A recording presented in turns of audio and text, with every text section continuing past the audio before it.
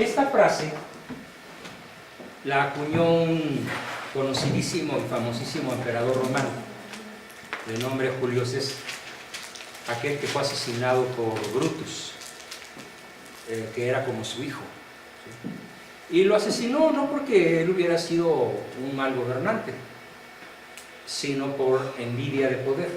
Fue una conspiración de muchos tribunos y generales que querían el trono de Julio César. Pero él diseña esta frase en la conquista de las Galias, la actual Francia, con tal resultado que al terminar la conquista de las Galias, él pronuncia aquella famosa frase de: oye César, ¿y cómo lo hiciste? ¿Por qué tan rápido estás de regreso de Roma? Y él contesta: Vini, vidi, vinci. Llegué, vi y vencí. No, pero está bien, así es la historia, pero ¿cómo lo hiciste? Yo hice de tal manera las cosas que logré que toda la población gala quisiera volverse romana. Fíjense qué increíble visión de un estadista, ¿no? No se trata de vencer o de aniquilar a una nación, los galos. Se trata de hacer que quieran sentirse y ser romanos, ciudadanos romanos. ¿Cómo creen que le hizo? Eran bravísimos los galos, ¿eh? Tenían un líder que se llamaba Vercingetorix, se escribe Vercingetorix, que era bravísimo en la defensa de su territorio. ¿Cómo le hicieron los romanos para poder lograr que toda Galia quisiese hacerse parte del Imperio Romano? Así. En la primera campaña militar, el César dice: pobre de aquel militar, sobre todo si es legionario o tribuno o centurión, al que se sorprenda violando mujeres, pillando chozas, abusando del poder militar de Roma. No es para aplastar a la población, es para ocupar su territorio y después veremos cómo la hacemos romana, con carreteras, universidades, mercados, todo lo que hacían los romanos, ¿no? Idioma, etc. Pero queda prohibido el pillaje y yo prometo ejecutar a los que violen esta norma. Algunos generales lo creyeron, otros no, y vino la primera campaña y vino la primera oleada de abusos. Y César tenía personas muy leales a él que le dijeron: este violaron tu norma. Él lo cita, un juicio militar, rápido, acelerado, sobre la marcha, sobre la campaña. Él los pone frente al ejército y los ejecuta por la espalda por traidores a la patria. Suave in modo, forte in re. Y ahí viene la frase. O sea, les mete la espada por la espalda y caen muertos delante de sus tropas. Y dice: este es el destino de los que vuelvan a cometer un abuso por su poder militar contra la población humana. Siguen las campañas y entonces viene el extraordinario respeto con el cual el soldado romano trataba a las mujeres, los niños, los ancianos, los heridos, etcétera, etcétera, etcétera. Cuando los galos empiezan a ver esto, empiezan a visitar un montón de ellos a César a decirle: queremos ser romanos, ¿sí? Finalmente hace una gran conjunción de todas las fuerzas civiles, militares, políticas, etcétera, y en pocos años Galia se declara provincia del Imperio Romano. Tributan al César, pero porque quieren hacerlo. Por eso Julio César no es un tirano, es un estadista. Lo mismo hacía Alejandro Magno, por eso llegó a dominar todo el mundo conocido de su época, ¿no? Alejandro Magno fue el primero que tuvo la visión de hacer mestizaje entre los griegos, macedonios, y sirios, y caldeos, y fenicios, todo lo que iba conquistando. Mujeres, cásense con mis soldados.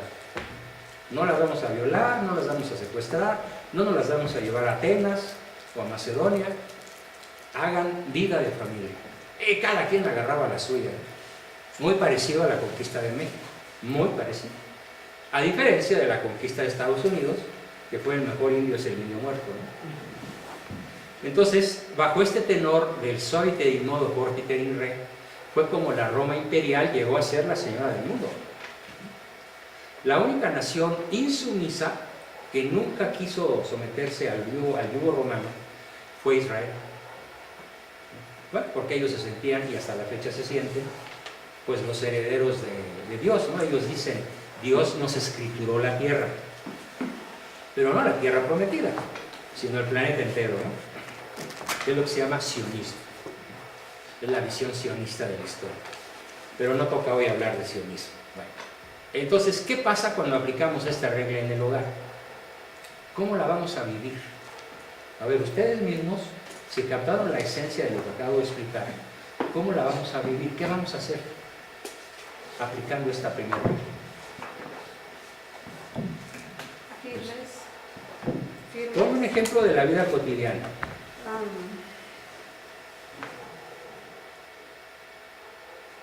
Al que se le ocurra. Por ejemplo, no sé, A ver. Pablo quiere retomar sus clases de inglés. ¿No me puedes apoyar? Y le dije, yo te voy a apoyar en todo lo que yo pueda, pero quiero ver que tú das resultados. Entonces, de entrada, lavar el coche, no sé, X tiempo, cosas que hacer desde la casa donde hay que colaborar. Digo, si tú te apoyas en la casa, claro que yo también voy a apoyar en algo que te va a servir. Mi mayor interés es que tú tengas las herramientas para salir adelante en la vida, es que yo no esté. Bueno, sí, entonces a lo mejor ahí está viendo la incondicionalidad de que lo quiero apoyar para que estudie eso. Soy firme que si no lo hace, bueno, siento firme que si no lo hace, pues él se lo está perdiendo solito. Y benevolente porque le dije, eso lo deberías hacer tú solo, pero que yo entiendo, ahorita no estás en esas condiciones. Su trayectoria no le permite hacerlo él solo. Exacto. Tienes que darte cuenta de que es un minusválido, afectivamente. Sí. Entonces se necesita tu apoyo. Pero si tú eres intermitente, es decir, si él se porta bien, mal, bien, impredecible, y tú no te pones firme, vas a seguir con la misma bronca. Él no va a aprender a hacerse responsable de sí mismo. Bueno, han sido detallitos, pero por ejemplo el otro día, yo vivo en una privada y en la reja hay llave para entrar y salir. Entonces ya nos habíamos ido, yo iba para otro lado, él iba a ir a comprar algo a la tienda. Dice, se me quedan mis llaves, préstame la tuya, porque tú vas a entrar con el control, no la necesitas. Le dije, sí, pero tienes que aprender la consecuencia. No cuidaste la llave, espérate a que alguien entre para que entres. Correcto. Pero mantente. Así le he hecho en esos chiquititos, me dijo, no puede Síguelo ser. sumando. No puede ser, pero se sorprendió porque antes lo hubiera hecho, bueno, ten mi llave. Entonces, a lo mejor esa parte... Pero sí, explícale por qué. Sí le dije, tienes que aprender de las consecuencias. No le digas tienes. Ok. Te conviene. Okay. Es conveniente. Voy a cambiar la Es palabra. más, nos conviene a los dos. Voy a cambiar la palabra. Sí. Y le dije, porque si no aprendemos y tú aprendes las llaves, te van a hacer olvidar toda la vida. Así no se puede hacer. A ver, si el niño de 19 años no baja su ropa sucia a donde debe estar, ¿tú se la bajas? Que la baje. ¿Sí?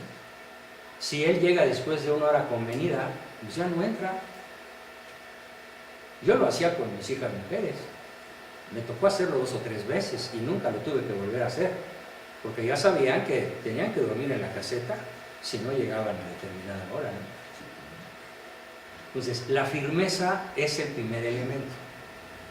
Pero si no acompañas la firmeza con exquisito modo en la forma de decirlo, no logras el éxito.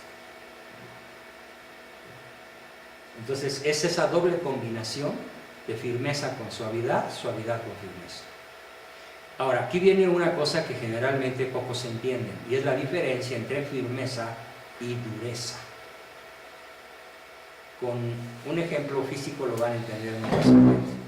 El fierro es duro, pero no es firme. El fierro se quiebra. Si tú agarras una varilla de fierro, la rompes. Si agarras una varilla de acero, la doblas, pero no se rompe. Es más, la doblas totalmente y ¡toing!, ¿no? Regresa casi a su posición original. Esa es la firmeza. Ese cristal no es firme, es duro. Pero el otro día, un solo golpecito y se astilló todo. 4,000 pesos y pico cambiar. ¿Sí? ¿Por qué? Porque es duro, pero no es firme. En cambio, si fuera Plastiglass, por ejemplo, sería flexible, sería firme y sería adaptable. Y no sería fácil romperlo, ¿no? Además, tendrías que utilizar una fuerza tremenda para poderlo romper o perforar. Entonces, sé firme, pero no seas dura. ¿Cómo manifestamos la dureza? Hay varias maneras de ser duros. Uno, con adjetivos calificativos ofensivos. Cualquiera. Eres un tonto, eres un inútil, tú no sabes, tú no puedes. Con comparaciones. Ve como tu hermano sí y tú no. Con manipulaciones. Ay, es que nomás te veo y me das dolor de cabeza. Es que contigo estoy pagando los pecados de mi juventud. Y cosas por el estilo, ¿no? Muy de nuestra cultura, ¿no? Entonces, duro igual a fracaso. Firme igual a éxito. Ahora, ¿cuánto te conviene que la firmeza dure? Siempre. Es un estilo de vida. Porque si eres firme a ratos, los resultados se van a dar a ratos. Y nunca vas a lograr la creación de hábitos. Regla número 1. ¿Alguna pregunta sobre esta? Nos vamos a la 2.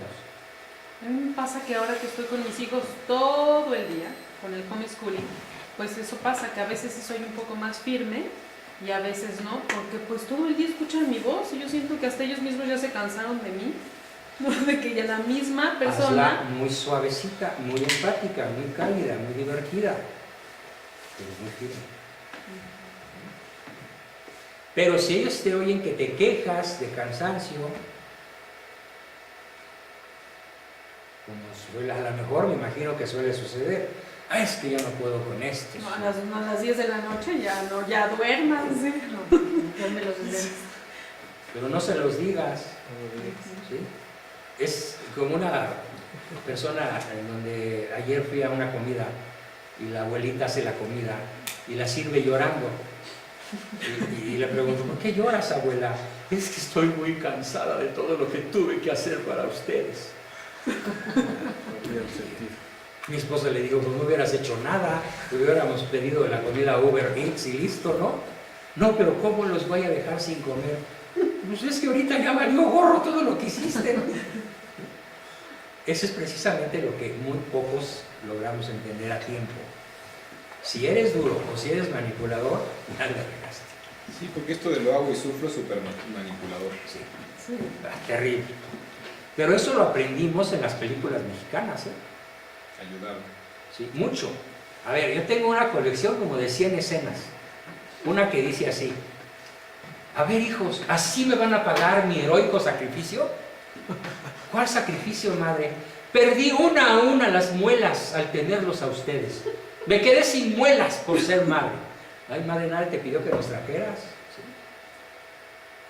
¿Sí? Y una listototota, ¿eh? Haz, que ya vendrás.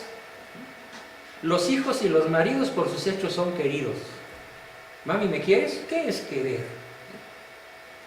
¿Por qué? Pues está enojada porque se portaron mal. Ahí es donde entra la incondicionalidad. Si te enojas porque se portó mal, estás manipulando. No eres firme, eres dura. Yo ahí, sobre este en particular, no sé si estamos obviando, nos dice suave en la forma, y le has hecho mucho acento en eso, Sí. pero dice fortísimo en la decisión. Sí. Firmísimo. Firmísimo en la decisión. Firmísimo en la decisión. Ahora,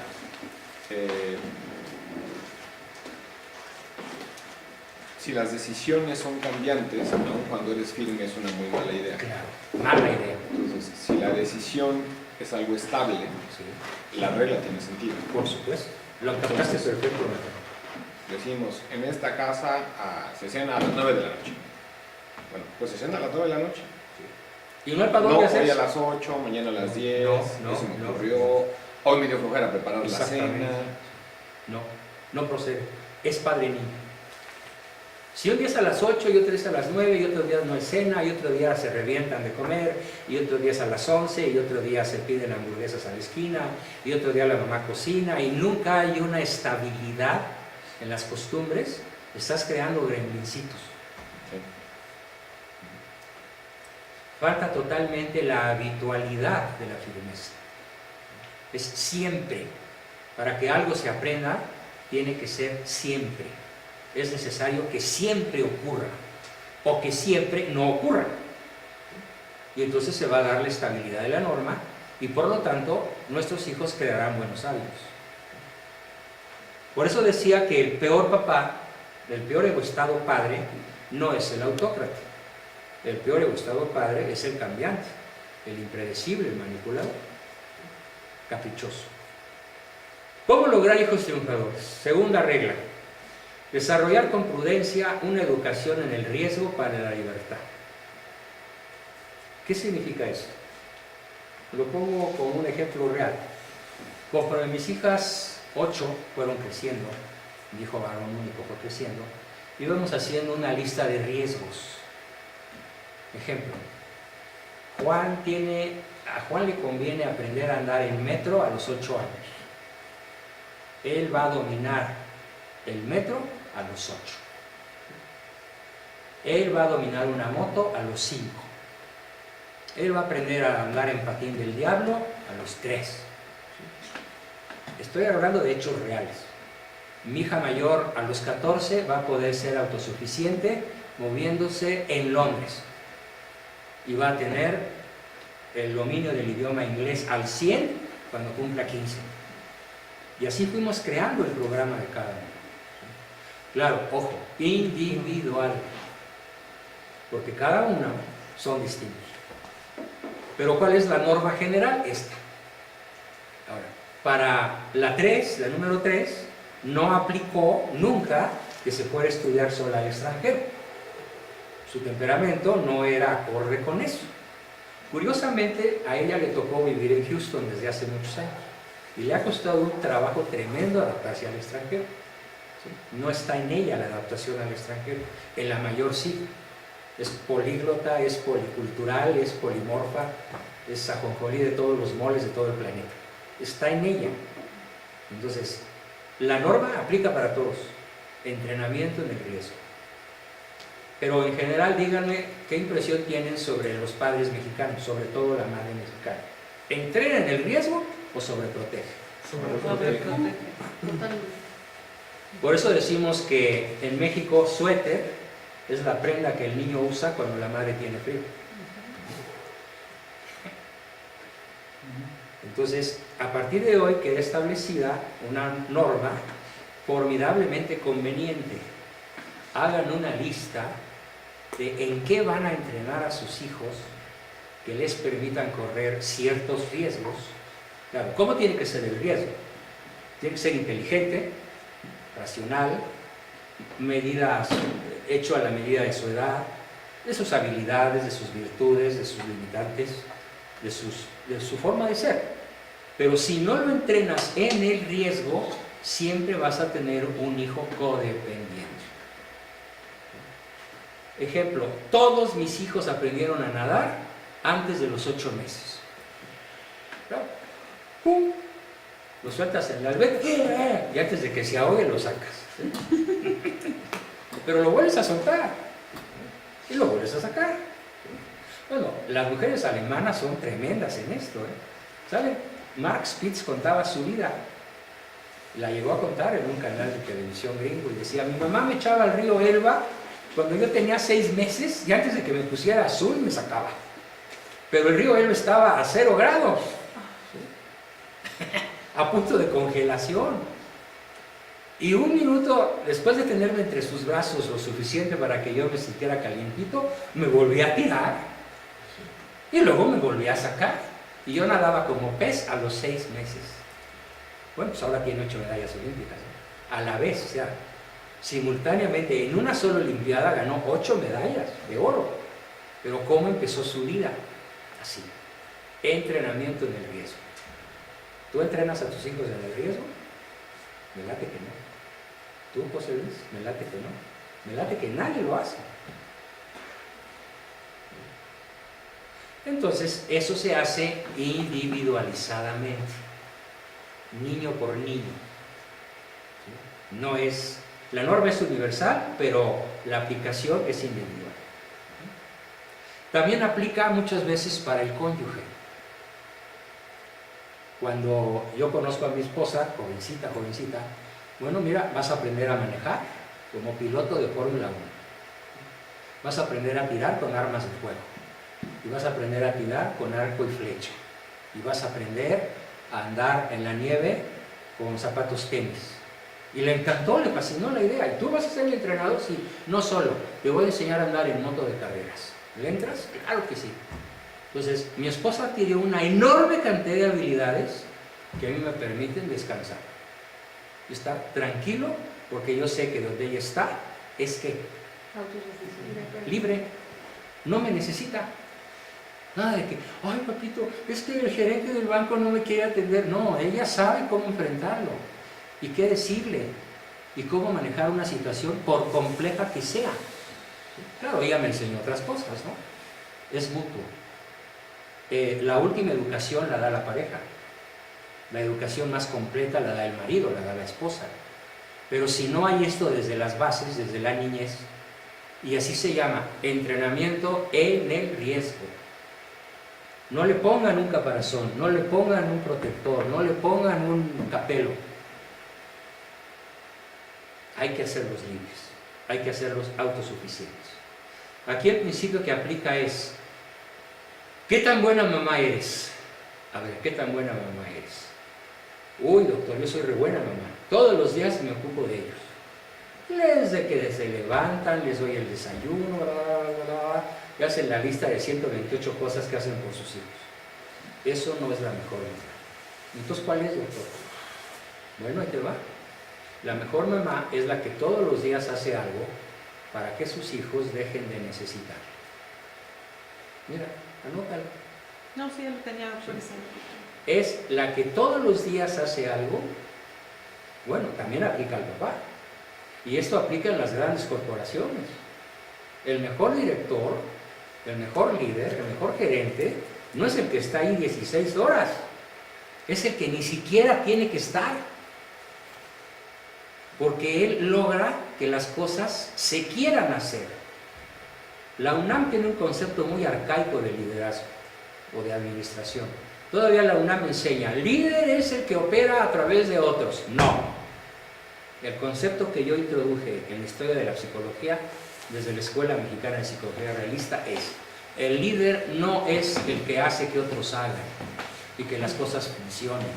Eso es un dictador, es un tirano, es un matacuás, es un capataz, pero no es un líder. El líder es el que hace que las cosas quieran suceder, aunque él no esté. Y entonces el verdadero líder pues está tomando la copa, está echándose una siesta con su esposa o con su novia o solito, o está de viaje, de placer o de negocios, pero no tiene que estar ahí. El mejor líder es aquel cuya presencia no es indispensable para que el operario, el obrero, el empleado, el subordinado inmediato inferior quiera hacer, lo que garantiza calidad, servicio, velocidad, buen precio, buena atención al cliente, porque todo esto es lo que él suscita en sus colaboradores mediante este entrenamiento. Entonces, aplica en la familia, aplica en la empresa y aplica en la sociedad. Por esa razón, las mejores sociedades tienen los gobiernos más pequeños y las peores sociedades, como la nuestra, tienen los gobiernos más elefantiásicos, ¿no? Con una cantidad de burócratas. Estamos hablando de millones de burócratas que además son ineficientes y son ineficaces. Entonces, es un principio universal. Nos vamos al 3.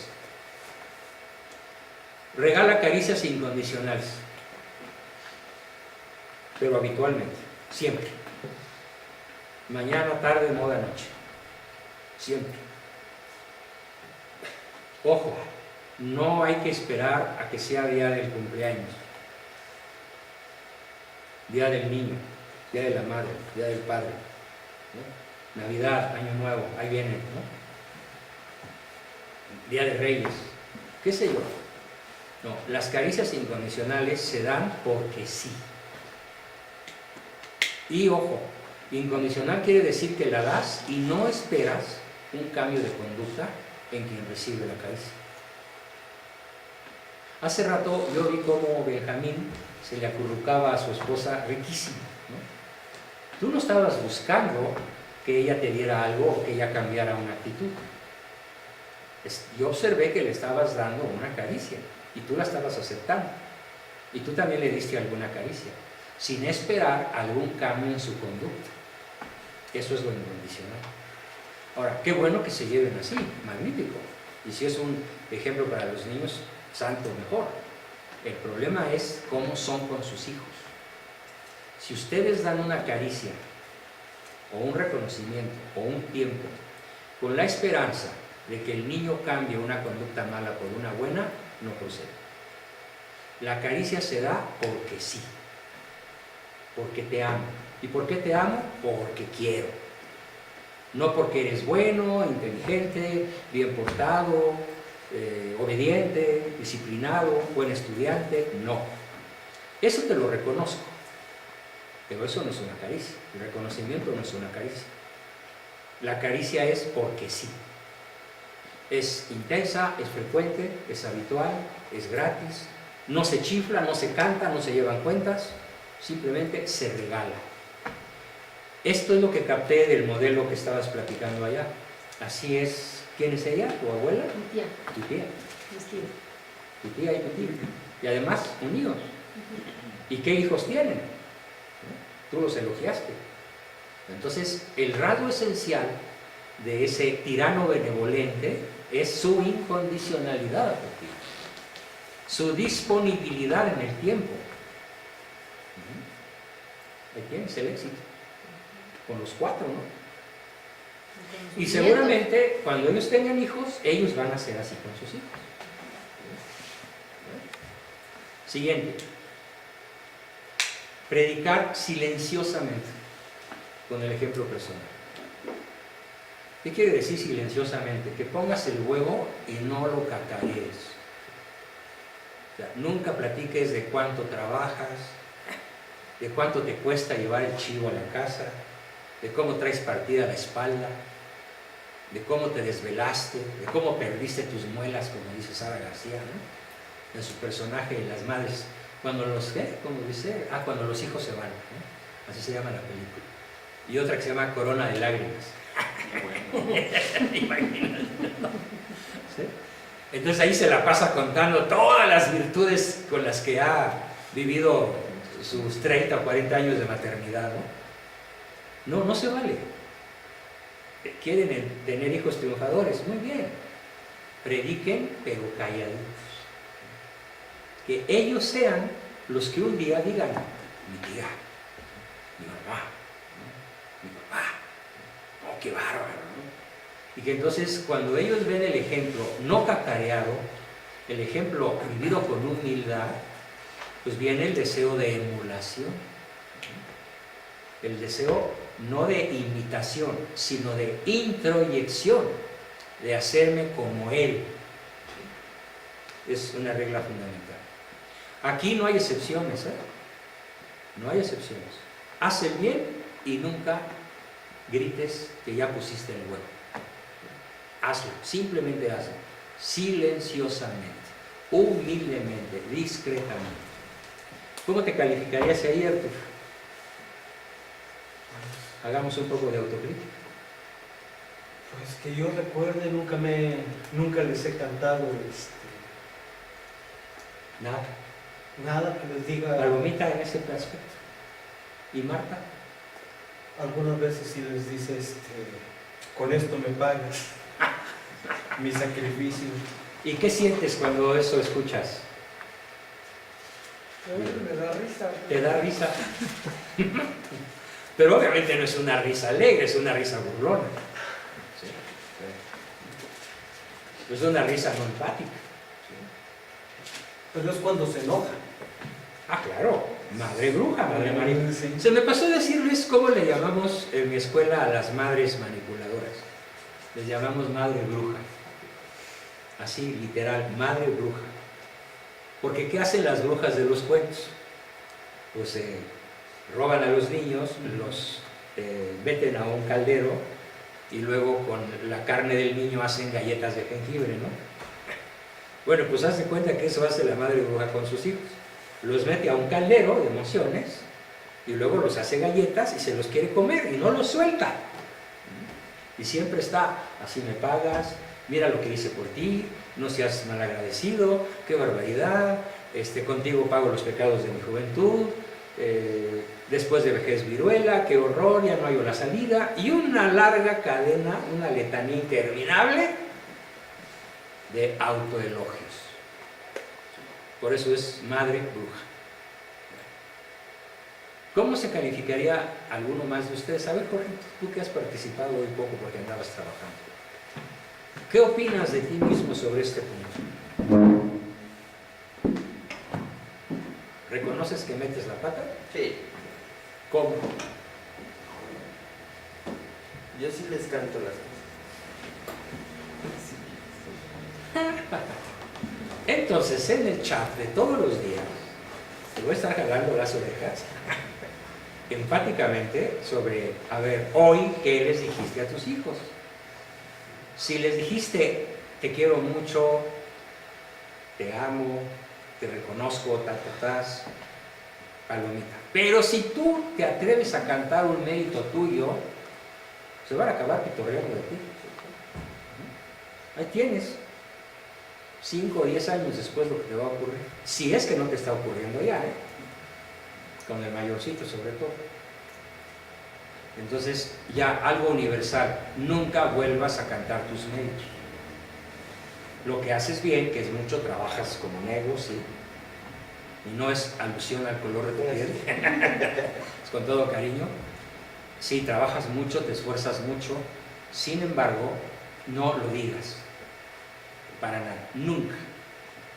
En todo caso, que tu esposa se los diga a ellos, pero no tú.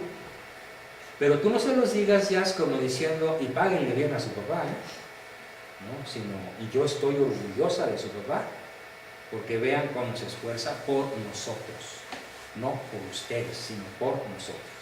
¿Okay? Me meto la pata exactamente en como lo describiste, en el no lo hagas así. Ajá. O sea, con alguna frecuencia les digo a mis hijos, ve todo lo que hace tu mamá por ustedes. Es por nosotros. Pero como buscando que la reconozcan, Sí. no en el aspecto correcto, sino es que mal. Sí. ¿Cuál es la consecuencia de eso? Puedes llegar a generar en ellos un sentimiento de culpabilidad. Está muy asociado esa conducta a que ellos acaben por sentirse culpables o en deuda con. ¿Sí? No te lo van a decir probablemente, pero cuando sean adultos lo pueden decir a un terapeuta o a la esposa o a un amigo íntimo. No, es que crecí con muchas cargas emocionales porque mi mamá o mi papá nos hacían ver el enorme esfuerzo que había en su vida y la verdad es que me siento culpable. Me lo han dicho a mí aquí y infinidad de personas. Hay mucho, qué bueno que te das cuenta, celebro eso, Benjamín, y te agradezco mucho la humildad con la que lo planteas. Bravo, magnífico. Ahí tienes una conducta que puedes evitar, como lo decía en la mañana. La ventaja de este método es que te das cuenta previamente y ya no lo haces. Porque puedes predecir las consecuencias. ¿Bien? Bien. Siguiente, la 5. Fijar, negociar o imponer. Son 3 niveles. Tú fijas con un bebé. Si aquí hubiera bebés, ahí habría un barandal. Como los bebés vienen de vez en cuando, rara vez, y vienen muy cuidaditos en brazos de sus mamás o en carreolas, pues no se necesita poner una barrera, ¿no? Pero si hubiera bebés, como muchos años los hubo, pues sí había una barrera. Y ya cuando adquirieron autonomía motriz, pues se quitó, ya no era necesaria. Eso es fijar límites. Pero es un ejemplo, esto aplica para infinidad de cosas. Negocias límites. Como esa anécdota que luego a veces cuento, que tal vez la escucharon alguna vez, pero la repito, de cuando a los 15 años de mi hija fulana me pide permiso para ir a su primer fiesta, y le digo, sí, está bien, estamos de acuerdo tu mami y yo en que vayas. ¿Y a qué horas puedo regresar, papi? Tu consent, ¿a qué horas puedes regresar? A las 2. Ay, papá, no, por favor, si abren pista a las 12, ¿cómo que 2 horas nada más? Bueno, a las 3. 3:15. Está bueno, 3:15. Si llegas después de las 3:15, no entras a la casa. ¡Ay! ¿Y te voy a creer si soy tu consent? Ana. Tú te la conocías. A los 15 creo que no conocías a Ana. Poquito después sí. Entonces ya no, se va y llega a las 3:40. Papi, ya llegó tu consent, ¿me abres? No. Y colgué el receptor. Y volvió a sonar. Cuando se cansó, entonces yo marqué y le dije al poli, ahí se la encargo. Ay, no, qué duro está usted siendo. Sí, aquí se la cuido, pero se está muriendo de frío. Le voy a prestar una cobijita. Está bien, préstesela. Pero ella puede entrar a la casa a las 7 de la mañana, si quiere. Y si no, a ver a dónde jala. Pero aquí no entra. Violó una regla convenida. A las 7 tocó y a las 7 le abrí. ¿Cuándo volvió a llegar tarde? Y las siguientes llamadas de teléfono, ninguna fue contestada. No. Le dije una sola vez. No, hijita. Es que soy tu consent. Y sonó. Claro, yo sabía dónde estaba y con quién estaba. Y que el riesgo que corría era mínimo o ligero. No había un riesgo inminente. Yo creo que ahí se pudo haber dado el caso de otras hijas en donde dicen, perfecto, ¿no? Ya sé que no me va a dejar entrar, entonces le sigo a la fiesta, Sí. o me voy a dormir a casa de la amiga o del novio. Claro. Entonces, Ahí es donde la ahí- regla universal tiene que fijarse la consecuencia. ¿Y qué pasa si te vas de pachanga, te vas a casa de una amiga? ¿Qué pasa si llegas borracha? ¿Qué pasa si tas, ¿no? Entonces, los límites no son solo para ser fijados, no son solo para ser negociados y no son solo para ser impuestos. Hay que usar los 3 verbos: negociar, fijar e imponer. ¿Pero de qué depende? De infinidad de factores. Pero, ¿cuál es el común denominador, Lisette, de la chaviza de hoy? Hablando de límites. Que no hay límites. No hay límites. O si tienen el límite y lo rompen, no hay consecuencias. Y entonces, ¿cuál es el resultado? Impunidad. Impunidad. ¿Sí?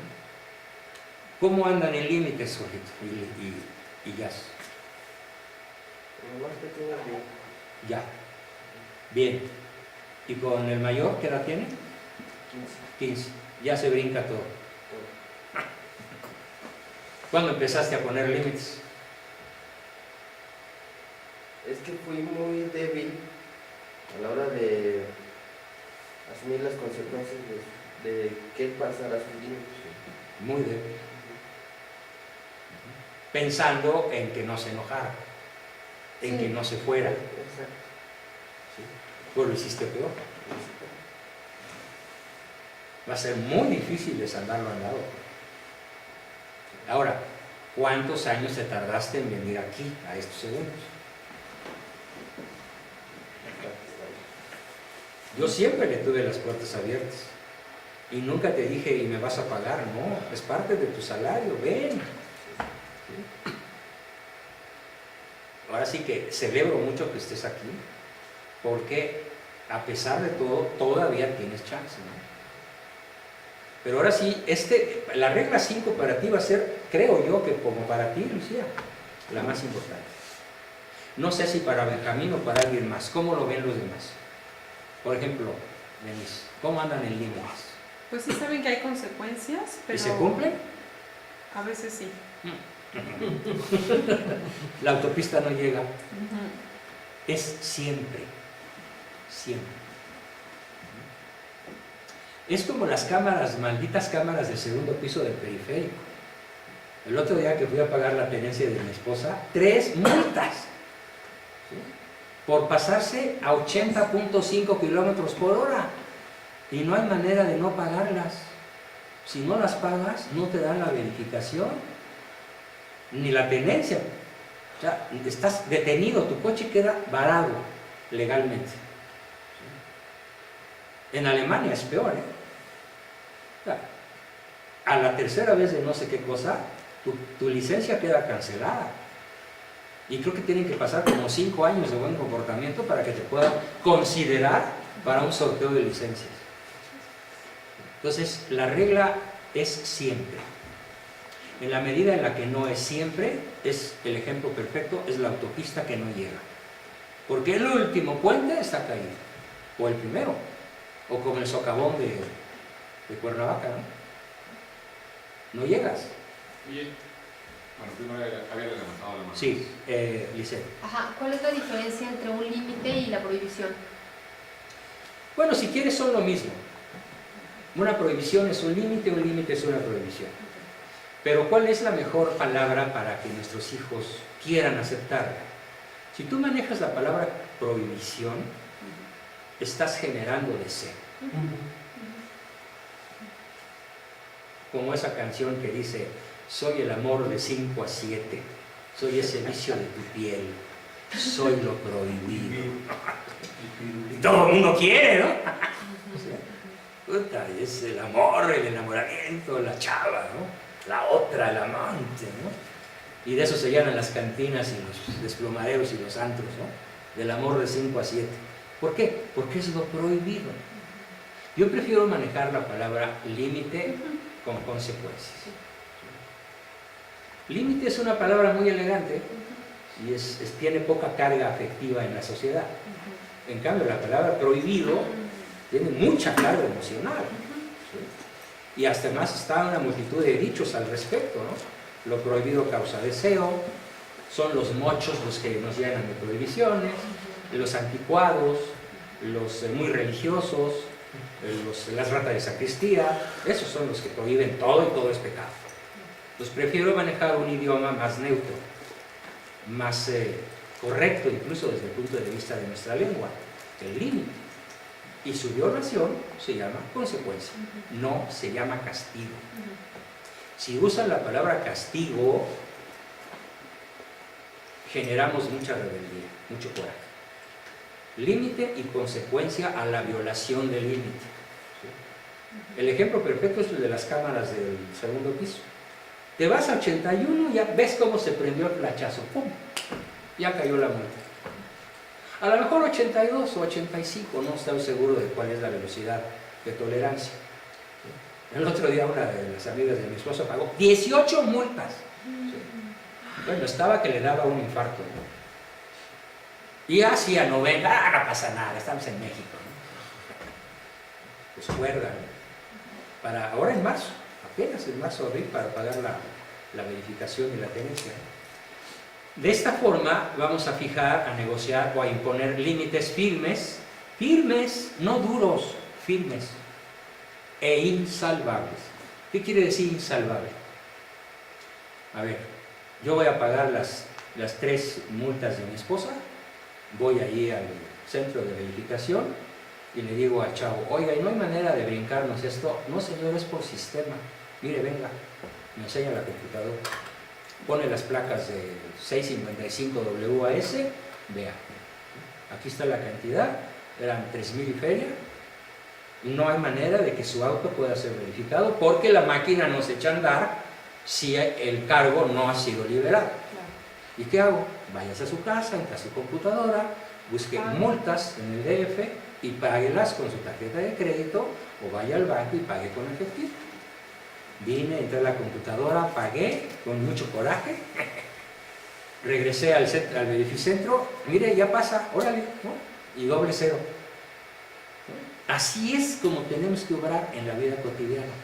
Ahora, la computadora se enoja, me echa maldiciones o me dice groserías, no, simplemente dice pague. Access denied. A ver, Benjamín, ibas a preguntar algo. Primero ya lo estás marcando, yo creo que es la primera regla que pusiste de suave en la forma, Sí. firme, Va coherente con esto. es especialmente importante en este punto. Súper, bien, Benjamín. La otra es, yo sí, en mi vocabulario sí hay una diferencia entre límites y prohibiciones. Ok, No es meramente una cuestión de elegancia. ok, está bien, te lo compro, pero ¿cómo lo piensas manejar? ¿Qué es más apropiado para tus hijos? Creo que el límite es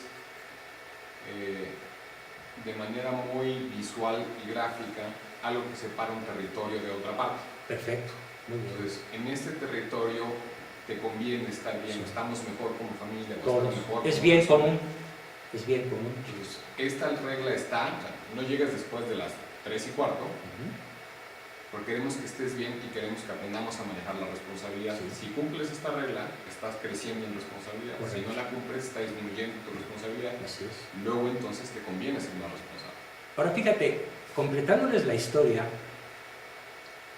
ese estrellón que se da de mi hija contra ese límite marca un hito en la historia de la familia. Porque las hermanas menores dijeron, no, ¿ya ves cómo es el ruco? Las oí platicar, ¿no? Oye, si lo hizo con ella, ¿qué va a hacer conmigo? ¿Sí? No, entonces nos alineamos. Y entonces yo, como oí la conversación, dije, no me hago que la oí, la dejo pasar, la dejo fluir, y en la siguiente comida los junto a todos y les digo, a ver, ¿les conviene estar sometidos a límites o les conviene un mayor nivel de autonomía? ¿Qué quieren? Ay, papá, pues eso ni se pregunta. ¿Queremos mayor nivel de autonomía? Gánenselo. ¿Cómo? Sigan los límites. Y si los violan, paguen las consecuencias de buen grado. Y cada día papá y mamá iremos reconociendo en ustedes su capacidad de autonomía. Hasta que llegue un momento en que no necesiten que nosotros pongamos límites. Llegó un momento en que ninguna de mis hijas necesitaron chaperón para ir a ninguna parte, porque sabíamos que se sabían cuidar perfectamente bien. No, hay que ver, acompaña a tu hermana para que no se acueste con fulano. No era necesario. Entonces, el nivel de autonomía que alcanzan nuestros hijos cuando saben que todo el límite tiene una consecuencia, sin enojo, sin gritos, sin retirada del afecto, sin humillaciones, sin manipulaciones, ese es el principal logro de nuestros hijos cuando hay límites claros y consecuencias firmes y no agresivas, nunca agresivas. La ganancia es que papá y mamá dormimos a pata suelta, aunque no esté nadie en casa. ¿Por qué? Porque donde están sabemos que están bien. ¿Y por qué sabemos que están bien? Porque traen el candado por dentro. Traen el límite introyectado. El límite es de ellos, de ellas, no es algo que nosotros hayamos colocado artificialmente, como en el medioevo, que colocaban el cinturón de castidad a las mujeres, ¿no? Y se las ingeniaban de todas maneras, ¿no? Para ponerle el cuerno al marido. ¿Por qué? Porque el límite externo no sirve. Lo que sirve es que esté introyectado, que lo quieran ellos. Pero esto se va a derivar de todo el conjunto que estamos planteando. Ahora, ¿cuál es la principal fuerza educadora hasta ahorita de todo lo que hemos visto? La incondicionalidad afectiva. El que el amor no les cueste nunca. Muy pocas veces me olvido de insistir en el valor que tiene el afecto incondicional. La fórmula es CTR: caricias, tiempo, reconocimiento, sin costo. El dinero cuesta, el amor no. El amor es gratis. No es porque si se portan bien y te lo quito si te portas mal. No, eso es gratis. Todo lo demás cuesta. Bien, nos vamos a la regla 6. Estructurar tiempo de juegos e intimidad. Por estructurar tiempo vamos a entender tiempo de agenda. A ver, por fortuna lo puedo hacer visualmente. ¿Qué es eso de estructurar tiempo? Vamos a hacerlo gráficamente. Aquí está. 9 de la mañana, desayunar y salir a casa. 9 de la mañana, salir a Jiutepec. Vienen los de las cámaras, todo queda bien. Controles con Jorge, Juan Carlos, etc. Aquí, por ejemplo. Perdón. Comida con mamita, mi esposa. Mamita es mi esposa. Y ahí está. De las 15:15 a las 16:15 es sagrado. Despuesito, 1 hora, siesta. ¿Con quién? Con ella. Eso es tiempo estructurado. No estamos jugando. Es un tiempo sacramental. Es un tiempo inviolable. No se negocia. Nada de que me salió un cliente. Oye, tengo que ir al banco. Oye, faltan 1,000 pesos o 10,000 o 1,000,000. No. El tiempo estructurado para la esposa es invaluable y es imperdonable. Y es como un acuerdo. Claro, hay que hacerlo inteligentemente, ¿no? Y hay épocas de vacas flacas y hay épocas de vacas gordas.